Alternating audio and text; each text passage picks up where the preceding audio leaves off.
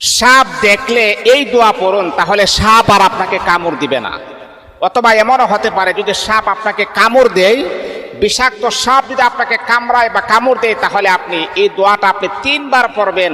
আল্লাহ পাক রব্বুল আলামিনের কোরআনের আয়াত, এই দোয়াটা যখন আপনি পড়বেন দেখবেন সাপের বিষ আস্তে আস্তে নষ্ট হয়ে যাবে। এই সাপের বিষ আপনার শরীরের মাঝে কখনো প্রয়োগ করতে পারবে না। দোয়াটি হচ্ছে কোরআনের একটি আয়াত, সালামুন আলা নূহিন ফিল আলামিন। এই দোয়াটা আপনি 3 বার অথবা 7 বার আপনি পড়বেন, দেখবেন আল্লাহ পাক রব্বুল আলামিন সাপের বিষ থেকে আমার আল্লাহ আপনাকে হেফাজত করবেন। এমনকি সাপের কামড় থেকেও আমার আল্লাহ আপনাকে হেফাজত করবেন। সাপ দেখলে আপনি দোয়াটা পড়বেন। এটা আমার দোয়া নয়, এটা রাসূলুল্লাহর শিক্ষা। রাসূলুল্লাহ আমাদেরকে শিক্ষা দিয়েছেন, সাপ বিচ্ছু মানুষকে দংশন করে যে কোনো মুহূর্তে মানুষকে আক্রান্ত করতে পারে।